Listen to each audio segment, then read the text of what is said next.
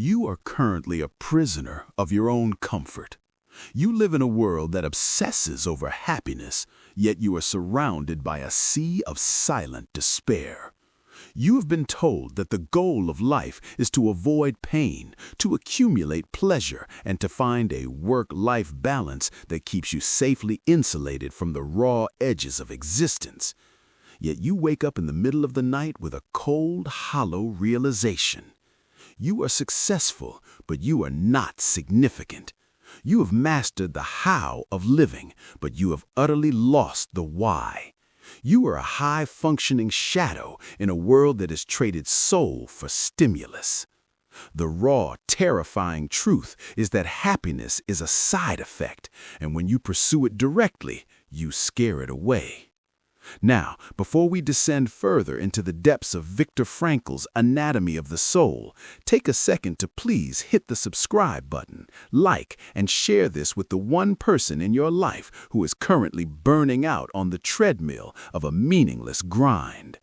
Growth is often a solo mission, but true mastery is a collective revolution. If you have done that, welcome to our circle of architects. Now, let's tighten the grip. We are moving past the superficial hacks of survival and entering the space where your spirit is forged.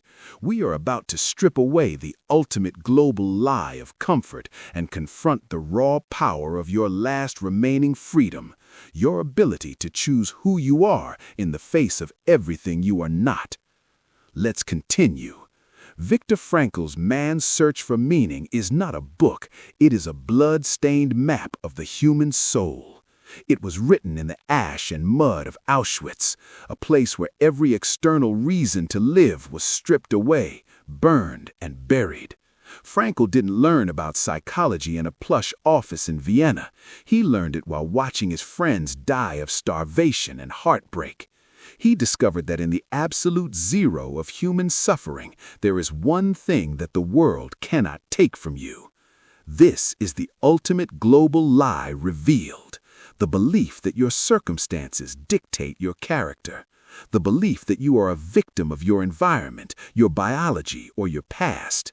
Frankl proves that between the stimulus and the response, there is a space, and in that space lies your power to choose. If you are ready to stop finding yourself and start deciding who you are, then welcome to the desert of the real. Lesson 1. The death of the social mask, the anatomy of the ego's execution. The journey begins with the total annihilation of the social mask. In our modern global culture, we identify with our titles, our bank balances, and our digital footprints. We think we are our productivity, but in the concentration camps, the professor and the laborer were reduced to the same number tattooed on an arm. The first systematic lesson is the detachment from the ego. Viktor Frankl describes the delusion of reprieve, that desperate hope that things will go back to normal. But growth only begins when you accept that the old you must die. In 2026, we see this when careers vanish overnight due to AI or economic shifts. Most people crumble because their meaning was attached to a cubicle. The philosophical truth: if your meaning is external, you are a slave to fortune. If your meaning is internal, you are a sovereign of the abyss. This is the Stoic invulnerability, the realization that the world can take your clothes, your food, and your family, but it cannot take your why. Lesson 2. The why as a biological engine. The will to meaning versus the will to power. Nietzsche famously said, "He who has a why to live can bear almost any how." Frankl turned this philosophy into a clinical reality. He observed that those who survived the camps weren't necessarily the strongest. They were the ones who had a future-oriented task. The systematic lesson: meaning is the oxygen of the soul. Without it, you suffocate in even the most luxurious room. While Freud argued we are driven by pleasure, and Adler argued we are driven by power, Frankl revealed that we are driven by meaning. Consider the American crisis of quiet quitting. This isn't an economic event, it's an existential one. People are realizing that a six-figure salary without a why is just a gilded cage. You must identify your task, the unique footprint only you can leave. Lesson 3. The tragedy of the existential vacuum. The war against the void. We are the first generation in human history to have solved the problem of survival only to be defeated by the problem of boredom. Frankl calls this the existential vacuum. When the struggle for food is over, the lack of meaning becomes a terminal illness. The systematic lesson, anxiety is often just frustrated meaning. Instead of medicating your sadness, you must interrogate it. In our hyper-digital world, we try to fill the vacuum with the ultimate global lie, the pursuit of fame, sex, or digital dopamine. But the vacuum is a bottomless pit. Philosophically, this is the Sartrean nausea, the realization that we are condemned to be free. If you don't fill the void with a self-chosen purpose, the world will fill it with busywork and input. You must have the courage to face the silence of the vacuum without reaching for your phone. Lesson 4. The 3 pillars of purpose, the mechanics of meaning. How do you find meaning when your world is falling apart? Frankl provides 3 systematic pathways. Work, creative, creating something or doing a deed. Love, experiential, experiencing the uniqueness of another person or the beauty of art or nature. Suffering, attitudinal, the attitude we take towards unavoidable fate. The systematic lesson, suffering is not a mistake, it is an opportunity for greatness. In the happiness industrial complex, we are told suffering is a failure of lifestyle. Frankl tells us it is the final test of our humanity. If you can bear your cross with dignity, you have achieved the highest form of meaning. Philosophically, this is amor fati, the love of one's fate. You don't just endure the fire, you become the fire.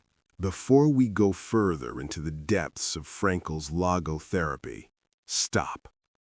If you can feel your will to meaning stirring, hit the like button, subscribe, and share this with the person you know who is currently lost in the vacuum, because we aren't just summarizing a book, we are building a lifeboat. Now let's continue. We are flipping the script.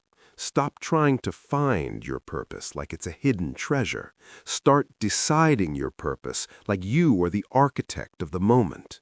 You are not a laborer in the fields of fate. You are the designer of your internal response. Lesson 5. The sacred void and the return to self. The courage to be questioned. The final and most profound lesson is the reclamation of the void.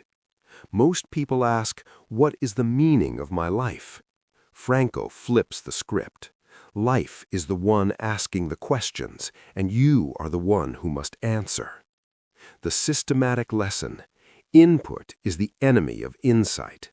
If your mind is always full of other people's thoughts, there is no room for your own answer to form. True growth requires the desert experience, the removal of distraction, so the mental dust of the world can settle. In that stillness, you realize that 90% of your time management was just a way to avoid the terrifying silence of your own potential. You manage your minutes because you are afraid to face the responsibility of your freedom. Time is a relentless one-way river that inevitably dissolves into the sea of eternity. Because you cannot save it, store it, or buy more of it, your struggle to manage it is a fool's errand. But while you remain powerless over the quantity of your days, you are the absolute architect of the quality of the mind that inhabits them. This architecture begins the moment you stop begging for happiness and start accepting responsibility. This shift in weight is what moves you from the frantic, shallow grind of the masses to the deep, silent flow of the masters. By choosing your why, you cease to be a passenger in a vehicle driven by fate and finally become the pilot of your own soul. At this exact second, life is asking you a question, and your answer determines your reality. Are you the creator, forging something that will outlive your heartbeat? The lover, witnessing the unrepeatable miracle of another soul? The sufferer, transforming a personal tragedy into a human triumph? The meaning audit, a diagnostic of the soul. To answer life's question, you must first undergo a meaning audit. This is not a productivity check, it is a clinical diagnostic of the soul to see if your daily engine is actually connected to your existential purpose. If you are not looking for existential integrity, you are merely rearranging the furniture in your prison cell. Prepare for the desert experience. Strip away the noise, find the silence, and answer with a truth so raw it burns. Firstly, we examine the creator audit, which is your creative values. Meaning is found in the deed, the act of giving your unique essence to the world. The last trace question. Ask yourself, if the work you did today were the final artifact of your existence, would it be a testament to your values or merely a receipt for your survival? The uniqueness delta.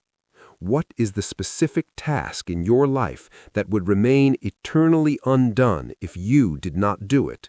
If an AI replaced you tomorrow, what human thumbprint would vanish from the earth? The leak. Are you hoarding your genius out of fear or placeholder living? Meaning leaks when you work for the promotion rather than the work itself. Secondly, we move to the lover audit, experiential values. Once you have examined what you give to the world, you must examine what you receive from it through the encounter. The presence probe.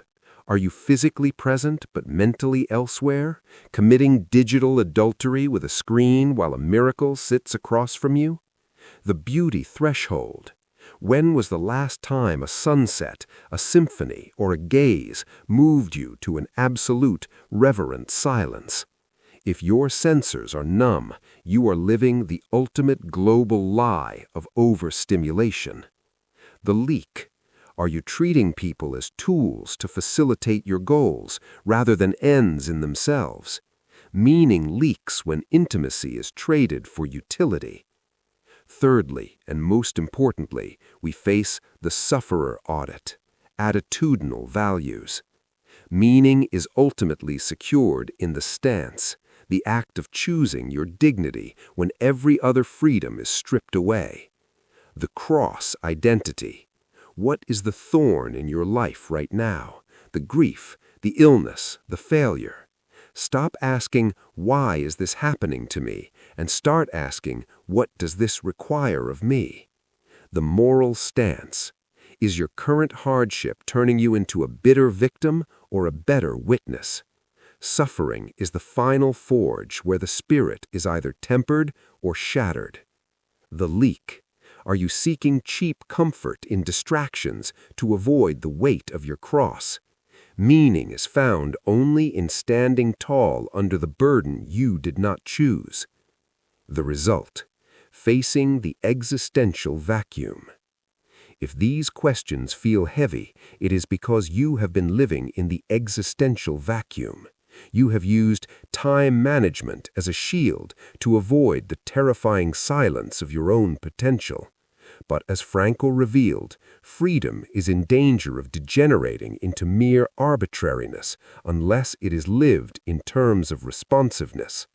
You cannot fill this void with more efficiency. You fill it with a decision. Your systematic next step. Identify the leak that is currently drying out your soul. Do not plan a 5-year shift. Execute a minimum viable action in the next 60 minutes to reclaim your sovereignty.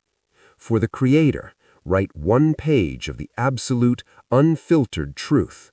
For the lover, Put your phone in a drawer and look into the eyes of someone you love until you actually see them.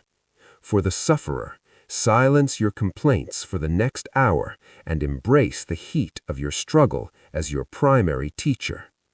Look inward. What is your soul's answer to life's question today? Tell me in the comments, and let's build the blueprint for your freed.